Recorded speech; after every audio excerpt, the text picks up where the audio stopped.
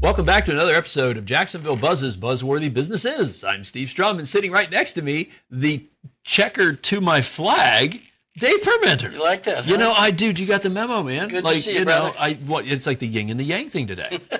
But you know what? I'm not here to talk about men's fashion. No. We're here to talk about Matthew. Matthew Hardy, yes, indeed, of Assisting Hands, South Jacks. Welcome to the studio. You're a first-timer, yeah? Yeah, first time. Glad to be here. Hopefully not a last-timer, but it's great to have you here. We'd like to keep the expectations low here. Like, completing a sentence is good.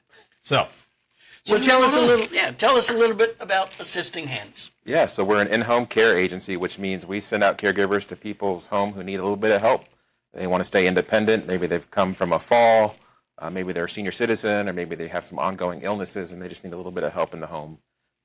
So you're talking about, when you say care facilities, you're talking about the prototypical long-term care stuff, right? Yep. Where somebody can't do the things that they're supposed to be able, standing up, sitting down, going to the bathroom, like that kind of stuff. Activities of daily living, I think, is the technical term. Yes, sir. And so what people may not understand, and I'm dealing with, the sandwich generation. I've got parents that are aging. I got a couple family members. One of them's actually in a memory care facility. Is that when people hear the word long-term care, they think nursing home. Correct. But that's not the case. So your business is a little different in the fact that you go there. So walk us through kind of like what a person experiences as they're entering in. And it doesn't have to just be aged people, right? Young people, I break a leg, I might qualify. But predominantly, obviously, the retiree market's probably a big market. We are in Florida. So walk us through what that experience is for somebody who enters into that long-term care, and where you kind of help in that process as they're going into their golden years. Right. So it's a continuum of care, and we follow along several parts of it, actually. So like you said, it could just be someone entering into old age where they just need a little bit of help.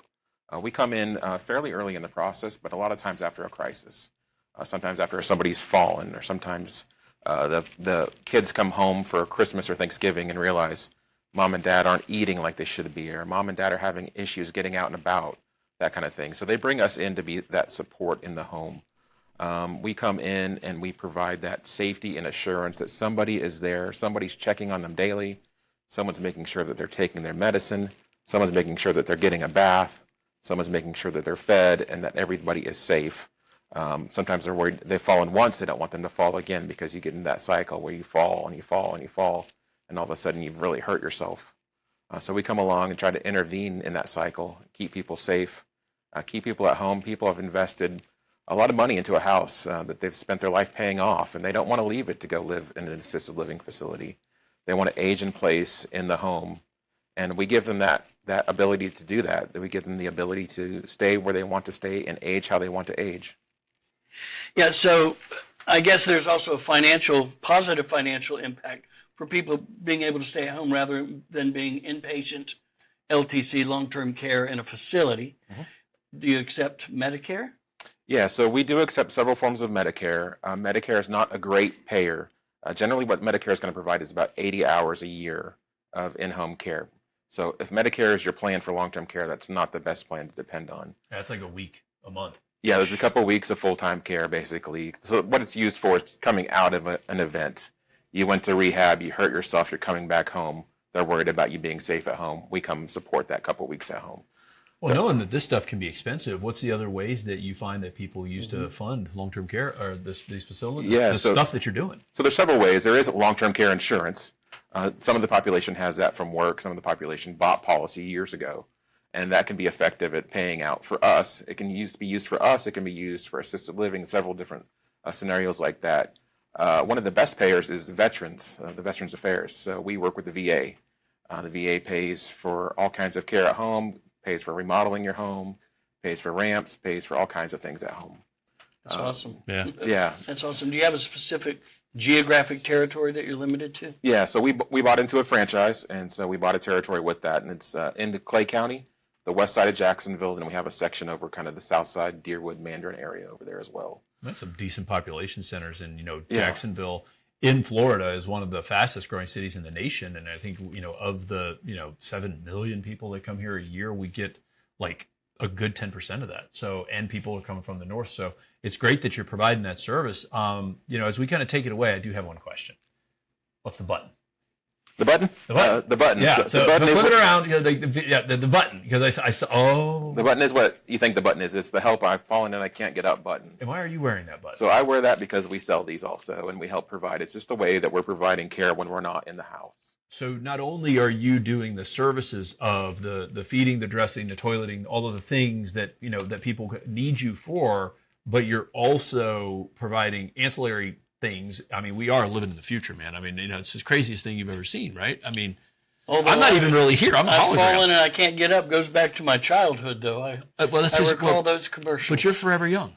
Yeah, man, that's Oh, true. we used to laugh at those commercials when we were young, and Yeah. as you get older, You're like, our yeah, parents are that's falling. It's not so funny that's anymore. great, man. It's like, you know what, man, where's that That button and at now? Miraclear. I'm Yeah. telling you what. Yeah, I've fallen, I can't get up, and Miraclear. We made jokes about those commercials. Yeah, these buttons now are getting more and more impressive, where it detects automatically if you fall. It's a two-way cell phone. You can call it auto answers. I would imagine with the technology That's stuff awesome. today, I mean, that thing's connected into Alexa, calling 911, turning off your lights, Google Maps. make the stove turn down. I mean, it's fabulous. Yeah, there's more and more some AI advancement into elder care that we're starting to look into. Some monitoring for events, monitoring for caregiver fit, even things like that.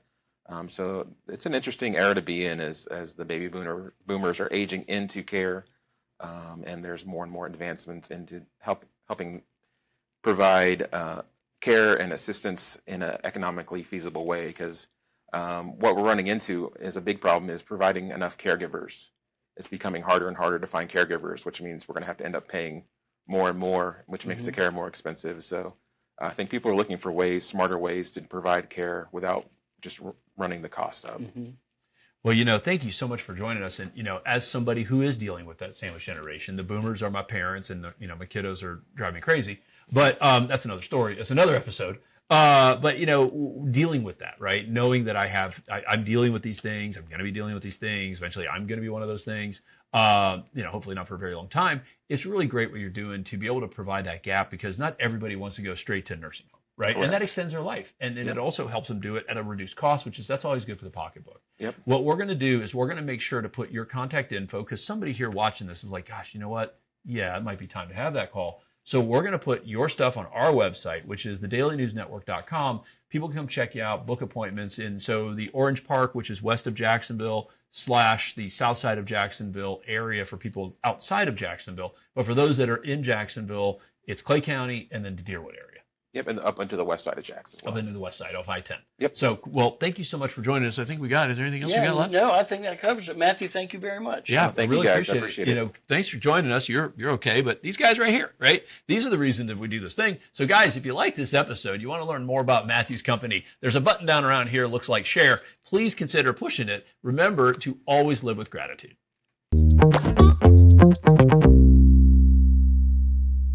Our mission at Generation Media is to build positive word of mouth for our clients and the audiences that we serve. We hyper-target the most affluent audiences and focus our clients' marketing dollars right where they need to be with little to no waste. I'm David Permenter, founder and president of Generation Media, and we would love to have a short discovery call with you by phone or Zoom to see if we can help you reach your ideal clients.